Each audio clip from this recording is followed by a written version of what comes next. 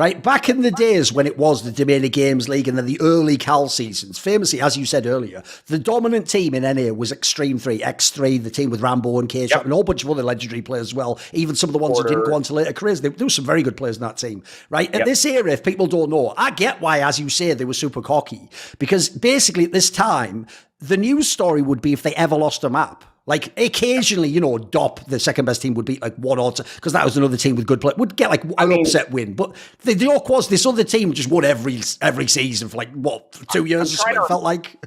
You probably have it in front of you, but I don't have it in front of me at the moment. But we're in the World Championships. The second best NA team, I think, ended up placing 8th, and that was DOP. Or it was RS, one of those. Yes, two. I think it was Dominion Pin because they had that game against SOA where they let them not play on mail, if you remember, because no one knew. Yeah. Yeah, they totally. Well, they didn't make them play that game. All of the tiebreaker matches were all on mill, and I remember that being a huge controversy because, you know, Frank snuck that in to make sure that any of the North American teams that ended up in one of those matchups would win. And it ended up benefiting the team that he personally was involved with, which was DOP. So that was a big controversy at one point.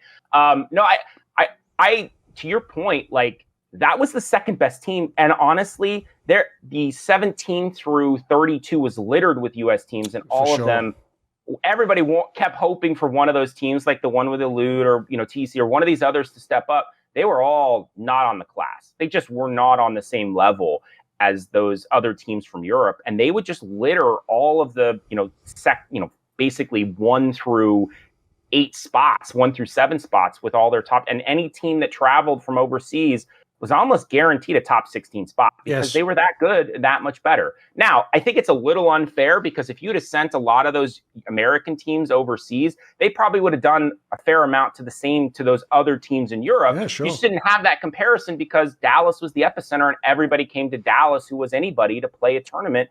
And that was really the place that Counter-Strike lived for, as far as the World Championship was concerned, for its first decade. So if you didn't play in Dallas, you weren't nothing. Nobody cared about you. And again, we saw teams from South Korea and Australia and Iceland all coming to be able to play at Dallas to prove themselves. In the early days, you obviously, as I've alluded to, you not only knew the players, but this is an interesting thing to point out, right? The thing with the X3 Team 3D guys is, even when other people were as good in NA, they always had an elitist element to it because they were the original kings. They were the ones, like you said, they were just the people where the joke was a bad tournament was you come third or something, they were on that level where they've just we're immortals and they've transcended past us, So we had that phase in the early days. We got past OGL, we got past some of those ladder leagues, and we got into actual online leagues. First, it was Domain of Games. Rumble in the Desert was another one, and we had those leagues running. Yes. The kings of those leagues were CK3, and that was run by Big Dog. And Big Dog was he owned Counter-Strike in the Central Time Zone, specifically in Texas, which, leading into where Dallas was the epicenter, you can see why that's a big effing deal. He was the scissors for Weekend Warriors or, Sir Scoots of the Central Texas area. He put together his teams and he put together his players, and he would grab up any player who played on his server who posted 30 plus kills on a Pug server. That's where a lot of that talent came from. And he had a crew of probably 20 guys who could have started for anybody across the United States. They really had talent drained everyone, right? Just effing good. Yes. And all of them played amongst each other. They would have their bowling nights where all of them were there and they'd be pugging and playing, and they were just a level above a lot of other people. The problem was, I think to a certain extent, and this is maybe a little conspiracy hat for me, Frank Nuccio also embraced the 5-on-5 to force CK3 to break up because they were really strong and well organized. That makes sense. When you go from 20 players and you say, no, you don't get to have 7 of the best, you got to only have 5. Well, that created mutiny inside of the organization because he wanted to control who his best 5 were. He wanted to spread them out and have 3 or 4 good teams. But no, those guys wanted to win CPLs. They were more worried about the guys coming in from Europe. That's how you ended up with this, small crew. You also ended up with Porter, who kind of came in and put together this organization and structure of the 5 guys they ended up with. And that's where you ended up with Rambo and K-Sharp, all on the same team, because this was the super team. And that was a break off from CK3 into X3. I mean, they blatantly ripped their name off, but Yes. at the end of the day, that's what they called themselves. And so that team rolled in, they started rolling into CPLs, and they were the king dog, and they were the game. They were the team in the United States. And honestly, it's pretty ironic. We can go through and have a discussion about the World Championships, which is that the finals is arguably the best game I've ever watched, and honestly still is one of the most influential games, and I would argue the entire esports Give us some history. thoughts on it then, because if people don't know, because it was let me go do a on. quick setup first, though. Yeah, go on. Porter ended up being the weak link on that game.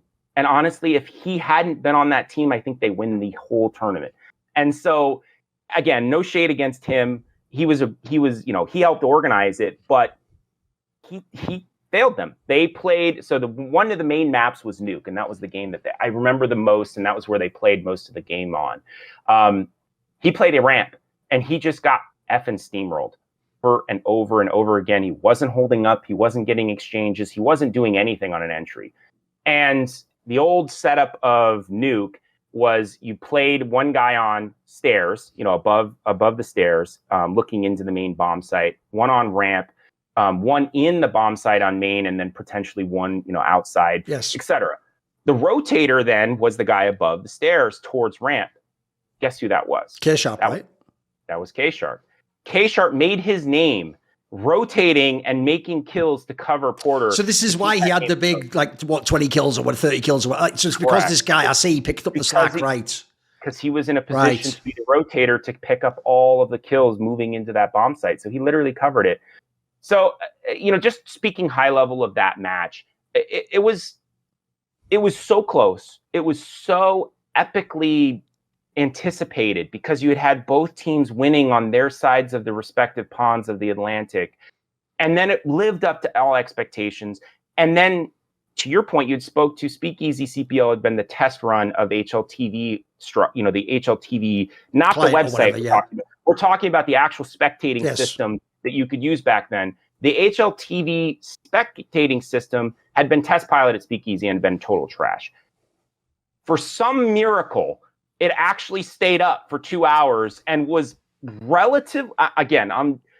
don't quote me, relatively stable, and created a spectating environment where there was somewhere between 40 to 60,000 people online, which is, just so we understand each other, That was unthinkable absurd. back then. Yes. Yeah, that's absurd. Yes. That is that's like saying there's 10 million people watching a CS game right now. It's absurd, Yes. right? That's a good number. reference point. Exactly.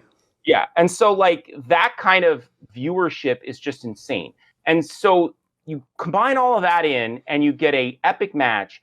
And I remember talking to, I don't remember who it was. It was one of the players after the match. I want to say it was, I don't know. I'm just going to mess it up. So I won't even say, but I was talking to some of the players after the match. And that's when all of us knew that esports could be something. Because I'm a big sports fan. I've watched American football. I've watched the NBA.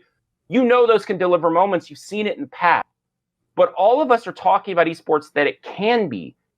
It hadn't proven it could be. And that was the moment that it could be. Because we'd all watched that match. And you know what? All of the moments and all of the stuff that we knew, we could look at it and say, that can be an esport. That can deliver it. It can be on that level. Because not only we have 40 to 60,000 people watching it, but everybody was glued.